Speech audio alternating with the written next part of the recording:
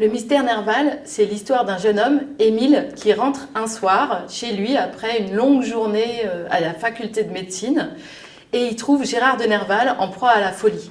Alors on est au début 1841, il fait très froid, c'est la nuit noire et le poète est couvert de sang. Il l'interroge, il l'examine, il n'arrive pas à savoir ce qui s'est passé, mais en tout cas une chose est sûre, le sang n'est pas le sien, c'est celui de quelqu'un d'autre.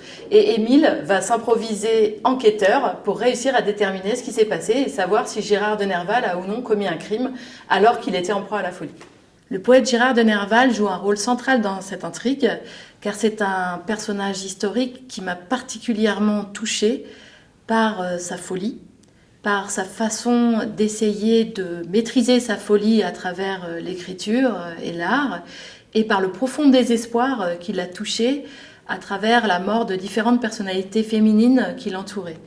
J'ai eu envie de parler de tous ces éléments dans ce roman en les transposant dans une intrigue policière.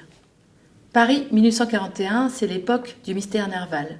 J'ai eu envie de parler de Paris parce que depuis 5 générations, je suis parisienne et c'est une région, une ville que j'admire, que j'adore et j'ai eu envie de partager cette fascination et ce rapport assez direct à Paris avec mes lecteurs. Le fait que ça se passe en 1841 est lié à la première crise de folie de Gérard de Nerval qui a lieu à ce moment-là et c'est la raison pour laquelle j'ai choisi cette année précisément comme cadre de mon roman historique. Le personnage d'Émile Blanche, qui mène l'enquête dans le mystère Nerval, c'est un personnage historique réel. C'est le fils de l'aliéniste Esprit Blanche.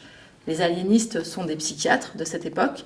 Et il va lui-même prendre la suite de son père à la tête d'une célèbre clinique, la clinique du docteur Blanche. Le thème de la folie est un thème très important dans le mystère Nerval, puisque le poète en est affligé, et c'est vraiment le point de départ de cette histoire. On a un crime qui a été commis et la personne qui est mêlée en premier ressort, Gérard de Nerval, n'est pas capable, à cause de cette pathologie, d'expliquer exactement ce qui s'est passé. À travers donc cette situation de départ, on a un véritable mystère. On va essayer de découvrir à travers ces hallucinations ce qui s'est réellement passé. Ça m'a semblé intéressant pour un roman policier d'avoir ainsi un témoin qui n'était pas fiable.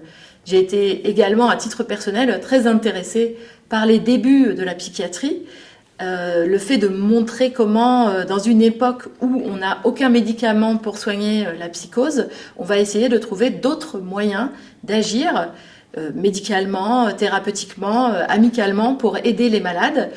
Par exemple, en utilisant la parole, comme le fait Émile, il essaye d'apaiser son patient en lui parlant, ce qui est vraiment extrêmement novateur à cette époque-là. Il va également mettre au point, de manière coordonnée avec Gérard de Nerval, un traitement à travers l'art, le fait d'écrire en fait, le fait de produire des écrits littéraires, artistiques, va aider Nerval non seulement à mieux vivre sa maladie, mais aussi va l'aider en quelque sorte à faire progresser la médecine, à mieux faire comprendre les mécanismes de sa pathologie, de sa psychose. Le jeune Émile, qui est le personnage principal du mystère Nerval, c'est lui l'enquêteur, est un personnage historique réel. Il se nomme Émile Blanche, c'est le fils d'un célèbre aliéniste, un psychiatre donc de l'époque, Esprit Blanche, et il est pour ainsi dire né dans la psychiatrie. Depuis toujours, il a été éduqué par son père pour devenir son successeur. À l'époque où se déroule l'histoire, il est encore étudiant en médecine. Et ce personnage m'a semblé très intéressant parce que non seulement il va poursuivre l'œuvre de son père, mais il va aussi trouver ses propres marques en inventant quasiment ce qui deviendra l'art-thérapie, la thérapie par l'art. Et il va également avoir toute une carrière en tant qu'expert médico-légal. Au début de l'histoire, quand Émile interroge Gérard de Nerval pour savoir ce qui s'est passé, celui-ci mentionne une certaine Isis. Le sang qui est sur lui serait celui de cette femme, elle serait morte et ce serait son amoureuse. Alors Isis, bien sûr, ce n'est pas le nom de la personne qui est décédée, on le découvrira au fil de l'enquête d'Émile. C'est un personnage littéraire issu de l'imagination de Gérard de Nerval. C'est une des filles du feu. Les Filles du Feu, c'est un des recueils de nouvelles de Gérard de Nerval qu'il a écrit, qu'il a rendu célèbre. Et Isis, c'est un personnage qui m'a semblé très intéressant symboliquement. C'est la sœur d'Osiris C'est un symbole de la résurrection. C'est aussi un symbole de la violence faite aux femmes. La folie, c'est un des éléments constitutifs de la personnalité historique de Gérard de Nerval. Souvent, tout le monde parle de lui à travers ce prisme. C'est un auteur qui a été atteint de folie, de psychose, et qui, malheureusement, s'est suicidé à la fin de sa vie. À la fois, ça m'a semblé quelque chose d'intéressant parce que c'est spectaculaire, et à la fois, comme je connaissais bien son parcours, sa personnalité, j'ai eu envie, au contraire, de nuancer ce propos, de ne pas être dans la folie spectacle, et au contraire, d'explorer ce qui, chez Gérard de Nerval, est spécifique. C'est-à-dire que c'est une personnalité extraordinaire, puisqu'il va essayer de dompter sa folie à travers son expérience d'écriture menée grâce à son médecin, Émile Blanche. Il va aussi essayer d'amener des solutions à une époque où, médicalement, on n'a pas de moyens de traiter la folie. La rue de Jérusalem, à l'époque où se déroule le récit, c'est le quai des Orfèvres, c'est son ancien nom, et ça m'a semblé intéressant pour le public de retracer les conditions des enquêtes policières de cette époque.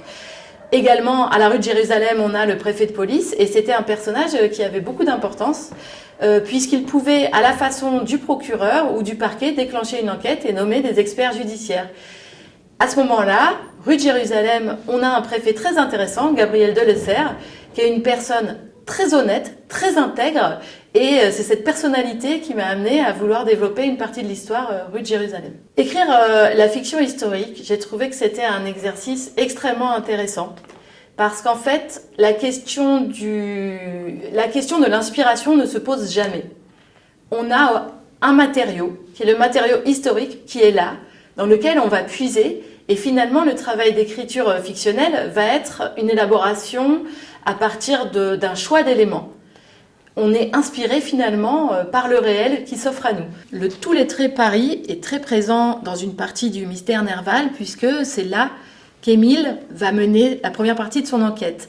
Entraîné par Théophile Gautier, qui est à cette époque-là un journaliste éminent, il va découvrir notamment le monde des journalistes feuilletonistes, et j'ai eu à cœur de mettre en avant certaines personnalités, comme celle de Delphine de Girardin, qui est une journaliste de cette époque qui se faisait passer pour un homme, puisqu'elle signait avec un nom d'homme, mais elle était également la femme d'un grand éditeur de presse, le patron justement de la presse, et c'est elle qui a eu l'idée de créer ce qu'on appelle le feuilleton. Le feuilleton, tel que Delphine de Girardin l'a conçu avec son mari, c'est une partie du journal qui est consacrée à la nouvelle légère, la nouvelle mondaine, la critique de théâtre, la critique littéraire, mais également à des histoires qui vont être en partie avec des rebondissements et qu'on découvrira de semaine en semaine, signé Eugène Sue, Balzac, etc. Dans le mystère Nerval, la médecine légale est un des éléments et un des thèmes les plus importants que j'ai développés. Je me suis intéressée depuis longtemps à la médecine légale par goût, par curiosité personnelle, et je me suis rendu compte que, au fil de mes lectures, ce qu'on m'a toujours dit et ce qui est présenté comme une réalité historique, à savoir que la médecine légale en France démarre dans les années 1870-1880 avec Bertillon et le bertillonnage d'une part en France et avec la découverte des empreintes digitales en Angleterre d'autre part, c'était erroné. C'est le fruit, au contraire, d'une longue maturation qu'on peut peut-être dater de la Révolution française, avec l'envie de changer de manière drastique la façon dont les enquêtes judiciaires sont menées, de façon à ce qu'il n'y ait plus d'arbitraire dans la manière d'emprisonner les gens. Une des aspirations fondamentales de la Révolution française, c'est ça, c'est lever l'arbitraire de l'emprisonnement. Donc on va avoir à cœur, petit à petit, au fil des années, de rendre les enquêtes policières et judiciaires plus fiables. Et j'ai inventé dans cette histoire une unité de police scientifique, donc c'est une partie de fiction, mais ça correspond exactement à l'état de connaissances scientifiques qu'on pouvait avoir à cette époque-là et à la volonté, en fait, de la préfecture de police de Paris d'avoir une méthode plus organisée, plus juste, plus pragmatique pour mener les enquêtes. Être à la SACD, ça signifie pour moi d'être dans une enceinte où il y a vraiment l'empreinte des auteurs, ceux qui se sont battus justement pour que les auteurs puissent avoir une existence digne et liée aux fruits de leur travail. Donc notamment Caron de Beaumarchais. Bon, je pense aussi bien sûr à la Société des gens de lettres, ce n'est pas la SACD, mais elle est proche, qui a été fondée notamment par Balzac ou encore Théophile Gautier, qui est un personnage qui est cher à mon cœur et qui est dans le Mystère Nerval.